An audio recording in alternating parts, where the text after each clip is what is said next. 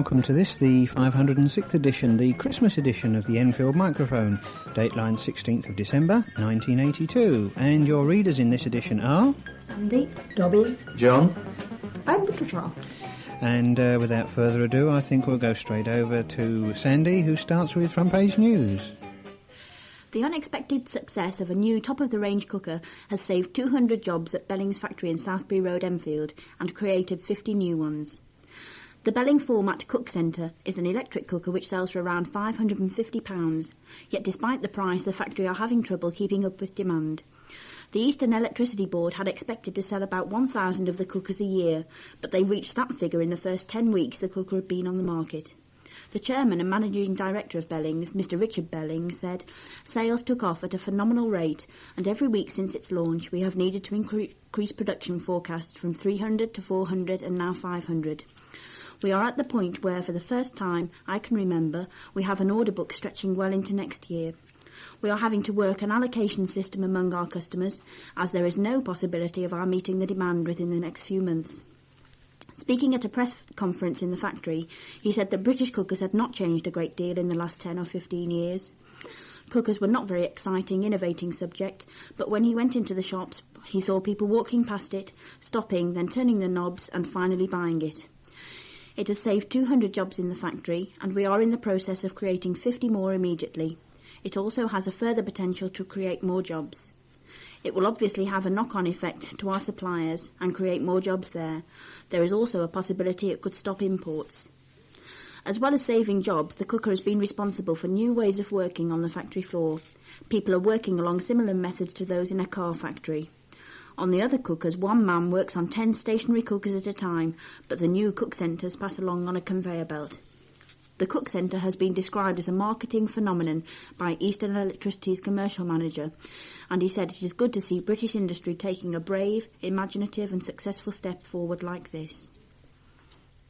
Enfield's new shopping precinct has passed its first test of trade last Saturday with flying colours, but motorists fumed in traffic chaos. Queues of traffic Church Street throughout the busy shopping period, and those drivers that managed to get into the London Road car park faced long delays getting back out. Pre-Christmas shopping contributed to the numbers that flooded in and out of the town centre, and now the added attraction of the newly opened Marks & Spencer's and Waitrose food store. Sidney Pennington, manager of the £4 million prestige M&S store, said, "The first week's trading was fantastic and exceeded estimated takings." He wouldn't discuss figures, but the opening was an enormous success. The borough engineer attributed much of the car parking problems to the Christmas rush and said the town traffic flow was under constant review. He pointed out that there were 594 places in the multi-storey car park in Masefield Road, and it was often underused. "I'm considering opening the school playground in Churchbury Lane as an overflow during Christmas." Although it's too early to say whether Enfield has the right traffic system to cope with the increase, Mr. Trewick didn't think the situation was worse than other major shopping areas, such as Wood Green or Watford. A tenants group have hit out at Enfield Council over their treatment of residents of council flats in Masefield Crescent Oakwood. The Southgate and District Tenants Association totally refute council claims that there have been only a few complaints about the way work there has been carried out at the flats.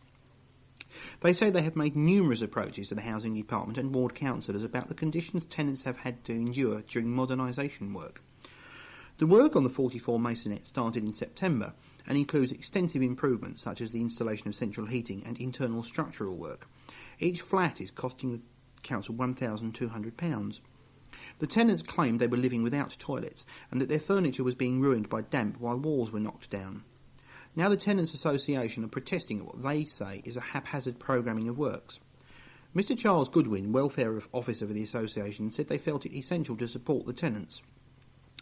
"I, personally, on behalf of the tenants, have had to make many approaches to the Housing Department for actions to alleviate the appalling conditions they are expected to live in during the works," he said.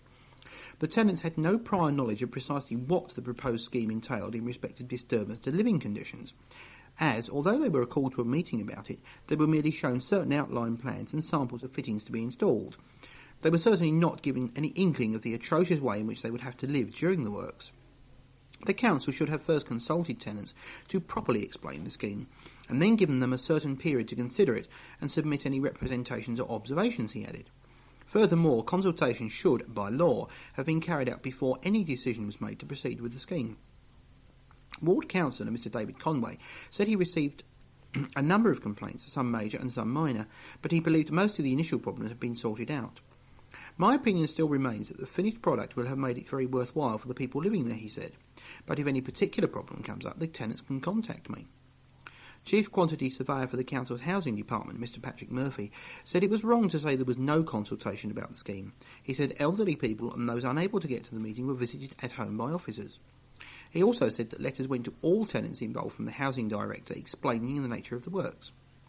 Mr Murphy said tenants were receiving a rebate of £5 a week for 13 weeks and given free storage for furniture while the improvements were being carried out. A hall was also being provided for people to use when necessary. Work on the flats is expected to be completed in May or June of next year. Police investigating the murder on Saturday, November the 22nd, of Miss Loretta Rochelle Bick are appealing for witnesses who may have seen a man leaping over the garden wall of Miss Bick's Edmonton home on the day of the incident. A young man in his mid-20s, wearing a dark bomber-type jacket, was seen leaping over the wall of Miss Bick's house in Wakefield Street, Upper Edmonton, sometime between 12:30pm and 1pm. He then ran off very fast in the direction of 4th Street. Detective Inspector Gavin Robertson, who is heading the murder inquiry, said on Monday, "A man was seen to leap over the rear wall of the garden, run off very quickly towards 4th Street. He appealed for anyone who saw the man climb over the wall, run off down the street or get into a car or black cab to come forward.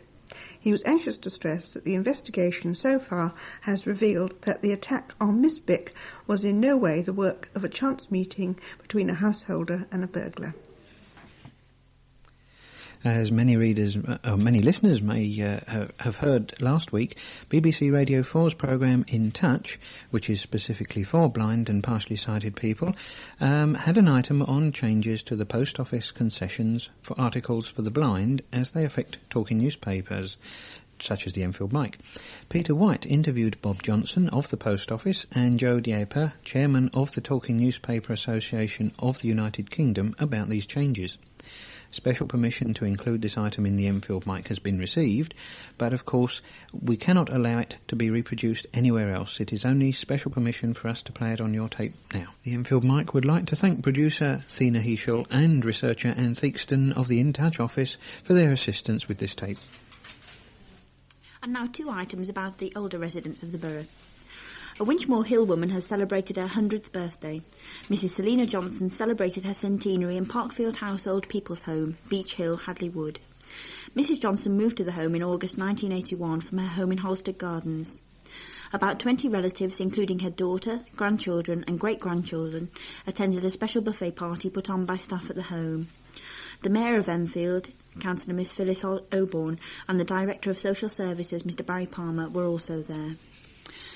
And now one of the earliest women students at the Hornsey School of Art, Mrs. Lily Barnett, has celebrated her 101st birthday. Mrs. Barnett, who is at present recovering from a broken leg in Chase Farm Hospital, celebrated her special day at her daughter's home in Carnarvon Close, Enfield. Although born in London, she has lived in the Southgate and Enfield area for most of her life and joined Hornsey School of Art in the 1900s. Last year she took part in Hornsey's centenary celebrations and even had some of the pictures which she painted during her time there on display. A widow, Mrs. Barnett was married for 51 years and her husband died about 30 years ago. She has 2 children, a daughter Frida and a son Stephen. Her daughter said she thought the secret of her mother's age was due to a quiet life. She said, "Mum is a very quiet woman. She likes music, sewing, reading and painting. She has always led a quiet life and let everybody else do the running around for her."